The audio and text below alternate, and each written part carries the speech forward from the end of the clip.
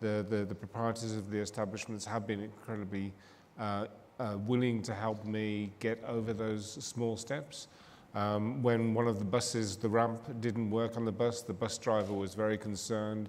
He stopped the bus and waited for the next bus to come along so that he could say to the bus driver, these people have already paid their fare, they don't need to pay again, and to make sure that I could get on that bus. So it's important, I think, just to acknowledge that I think the people of Madrid, as well as Madrid itself in the built environment, have been very friendly to me as a disabled person. So getting back to why accessible tourism. Now, as you've heard, I travelled the world I was very lucky to travel the world for some 10 years, more travelling than working. And then since 1999, I worked for Lonely Planet and worked for them for 10 years before my accident. I never once considered accessible tourism. I never once considered the needs of people with disabilities or people with access issues in 20 years of immersion in the travel industry, whether as a participant or working for Lonely Planet. And all of a sudden in 2010, I had my eyes open in a very kind of dramatic way to the problems that are faced by people with access issues. And so I began to look into the subject more deeply and educate myself and to talk to people. I was very lucky to have a number of different people, including Ivor Ambrose, who acted as mentors and kind of led me into kind of a deeper understanding of accessible tourism. Why accessible tourism? It's very, and we've heard today about, and all of you in the room know that, of course, it's a human rights issue. It's a matter of equality of access, equality of opportunity. Of course, there's the CRPD. Of course, there are conventions, and not just that convention, but other, as you've heard from Charles, other kind of conventions that say we have a right to access services and tourism just as everybody else does. I'd like to say that despite the importance of these conventions, and despite the importance of human rights, and despite the importance of building codes in each country that legislate or try to legislate equality of access, we do, like it or not, live in a world that is a capitalist, dictated by the capitalist system, and things happen not only because of compliance with conventions, not only because of compliance with building codes, which are often, as Jesús has said, are only complied with to a certain extent and probably less than is reported. Things really happen because of a business imperative, because businesses understand that it's in their interest, in their kind of economic interest, to cater to the fullest market possible, and that includes people with disabilities. It doesn't only include people with disabilities, and here again I fall back on my personal experience. I'm traveling here to Europe with my wife and 3 children. I'm not traveling alone. We're traveling, that's 5 people. And there are studies being done by Visit England and by Open Doors Foundation organisation and others, which look into this multiplier effect, which is something between 3 and 4. So for every person who travels, for every person with a disability who travels, there are 3 or 4 other people who travel with them. And so this is not just a little niche market. It's already a market of possibly up to 1 billion people who have access issues in this world. But also the people who travel with them. So this is not a niche market. This is a huge business opportunity, and you know, as Ivor has said, the UNWTO designating World Tourism Day as promoting universal access.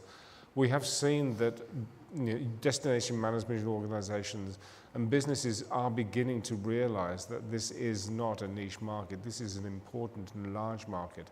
And when businesses more broadly begin to realise that the economic benefits of catering to this market and to the people who travel with people with access issues, then things will really change. Why accessible tourism? Well, Ivor also has mentioned sustainability. And I've personally noticed how accessibility and sustainability are beginning to be kind of talked about together. As the world's population ages, more and more people are acquiring a disability or acquiring access issues. Most, if not all of these people will not identify as disabled, but they will still have access issues. If tourism as an industry is to survive, is to be sustainable, it needs to cater to this aging demographic and to cater to people with access issues. We sit here on the stage, two of us are in wheelchairs. It's important to understand that we represent well under 10% of the disabled population and much fewer, a much smaller percentage of people with access issues. It's not all about wheelchairs, it's not all about accessible toilets, it's not all about ramps. It's about catering to the broad range, the full range of people with access issues. Many of those have hearing impairments or visual impairments or mobility impairments, but still don't identify as disabled. If tourism is to be sustained into the future, then this aging demographic needs to be catered to. And tourism is important. It's very important for a number of different reasons. Lonely Planet has one core belief that travel is a force for good if practiced responsibly. Travel in and of itself is important for many reasons, to promote harmony among peoples, to broaden the mind. But it's also important economically. And for some countries, it actually constitutes a majority or the largest part of the GDP of any given country, and that goes particularly for many developing countries. So that's why it's important for tourism to be sustained into the future, because it is such an important part of many countries' economies. And it's with an aging demographic.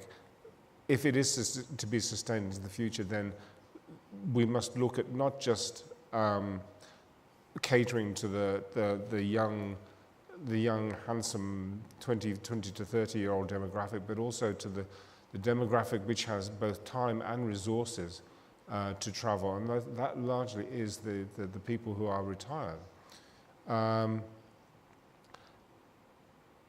Excuse me if I'm kind of extemporizing and speaking off the cuff here, because I didn't know I was going to be speaking to this panel until like 2 days ago, when Martin simply unfortunately wasn't able to participate.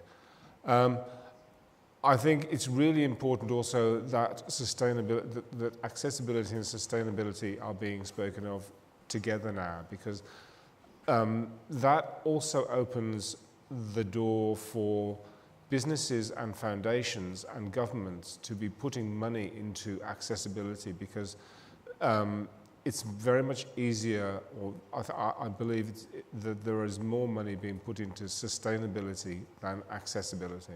And if money is available for sustaining the tourism market, then it's also being put into making that market making the environment more accessible. Why accessible tourism? Well, we've seen, I think, particularly from the experience of 2012 Olympics, that when major tourist events or major sporting events or major events are held in a country, then it is really, what happens is that infrastructure improves. And that infrastructure improves in terms of accessibility, not just for tourists, but also for the local population. And that's as I say, England really did set the benchmark for that. And I know that Tokyo, with its aging demographic, already recognized back in the 1990s, they've already been talking about legacy infrastructure from the 2020 Olympics. So it's important to realize that if we are talking about accessible tourism, it's not just tourists that benefit, it's also very much the local population. We have to I think we're short of time, so I'll finish there. And I hope if anybody has any questions, we can catch up afterwards more informally. Thank you very much indeed.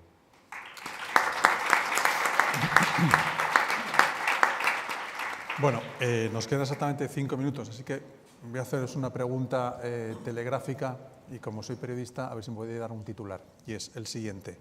Para cada uno de vosotros me gustaría que me dijerais una buena práctica, privada o pública, o una mala práctica, privada o pública, en el tema de turismo accesible a nivel mundial. Puede ser España, Europa, cualquier país. Ivor, dime una buena práctica y una mala práctica. ¿De una entidad o de una institución? Okay, that's a challenging question. I think that there are so many good practices that we've tried to highlight, but just to pick out one is a little bit. It's tempting to say that there are yeah, two. Okay, but let me put it this way.